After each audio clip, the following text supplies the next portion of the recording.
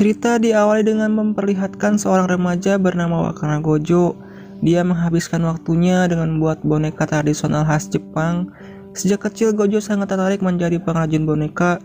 Gojo sendiri berharap kalau kelak ia bisa meneruskan usaha kakeknya sebagai pengrajin boneka. Namun suatu hari ia mendapatkan penghinaan dari teman masa kecilnya. Hal itu meninggalkan luka yang sangat mendalam di dirinya, sehingga membuat Gojo menjadi sosok yang antisosial, pendiam, tanpa satu orang pun teman.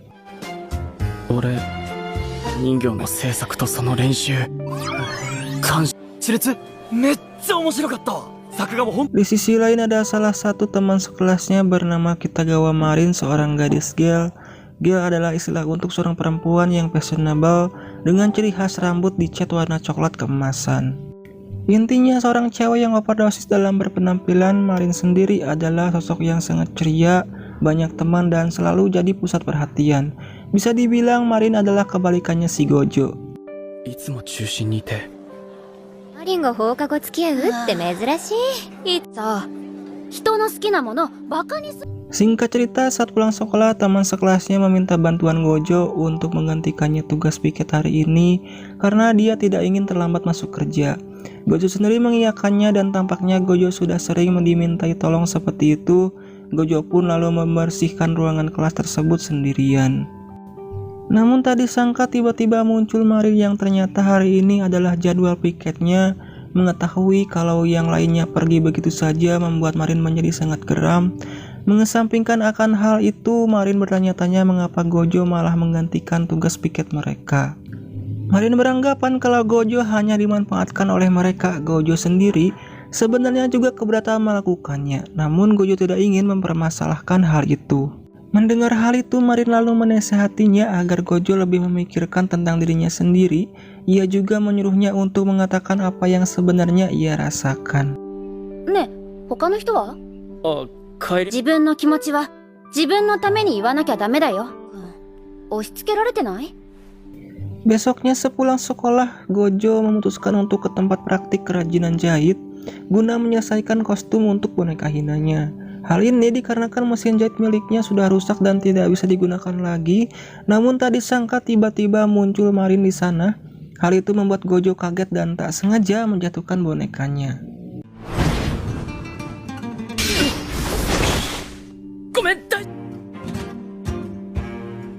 Dikiranya Marin akan menghinanya seperti yang dilakukan teman masa kecilnya dulu, namun dugaannya salah karena Marin malah memujinya.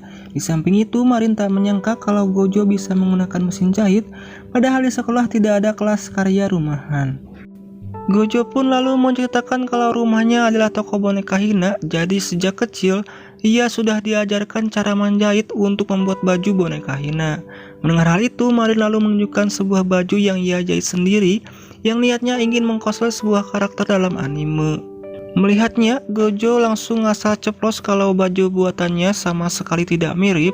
Gojo juga mengomentari seluruh hasil jahitannya yang tanpa ia sadari, ia sampai membuat Marin menangis.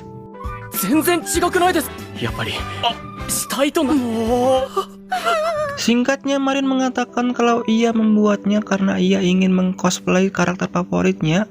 Namun seperti yang terlihat hasilnya tidak sesuai dengan harapan. Dia juga tidak tahu tentang orang yang bisa menjahit di sekitarnya. Oleh karena itu, Marin meminta tolong kepada Gojo. Ia memohon agar Gojo mau membuatkannya pakaian cosplay. Setelah cukup memikirkannya, pada akhirnya Gojo pun memutuskan untuk membuatkannya pakaian cosplay. Mendengar hal itu membuat Marin begitu bahagia.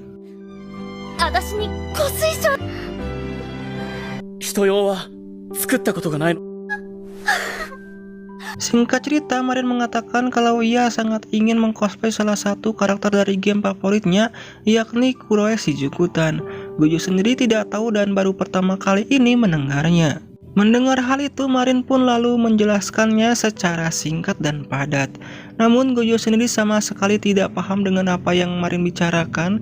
Yang Gojo pikirkan dalam penjelasan Marin yaitu kalau tak tahu malu, udaksek, apakah yang dimaksud adalah game hentai? Gojo sendiri beranggapan kalau Marin sedang bercanda, namun ternyata ia beneran serius. Marin beneran ingin mengcosplay karakter dari game Bisojoge, sebuah game yang berpusat pada interaksi dengan wanita cantik dan terkadang mengandung konten dewasa. Awalnya Gojo sendiri bingung harus berkata apa, namun setelah melihat Marin yang begitu bahagia dan antusias dengan hal ini, membuat Gojo ingin memenuhi harapannya. Singkatnya, Marin memberikan sebuah buku panduan membuat kostum cosplay untuk pemula. Untuk membuat kostum yang Marin inginkan, mereka harus membeli beberapa bahan yang dibutuhkan, dan mereka bisa mengawalinya dengan melakukan pengukuran terlebih dahulu. Namun karena sekarang sudah terlalu sore, dan besok juga akhir pekan, Gojo pun memutuskan untuk memulainya hari Senin besok. Besok paginya secara mengejutkan Marin sudah ada di depan rumahnya. Sontak Gojo pun langsung terkejut melihatnya di sana. Apalagi ini adalah pertama kalinya ada yang datang ke rumahnya. Cewek lagi ya.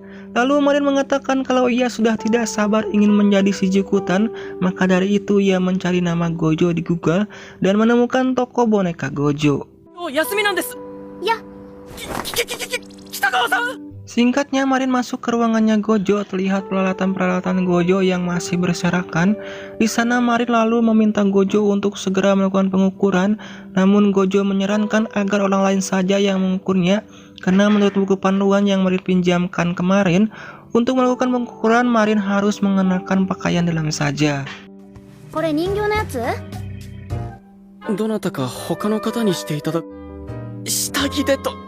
Mendengar hal itu, Marin tanpa pikir panjang langsung melepaskan seluruh pakaiannya. Melihat pemandangan yang begitu menyegarkan mata membuat pikiran Gojo kemana-mana. Jantungnya berdegup sangat kencang, bahkan untuk memegang meteran saja tangannya sampai gemetaran. Ia sama sekali tidak bisa fokus. 水着着てきた。それなら余裕でしょ？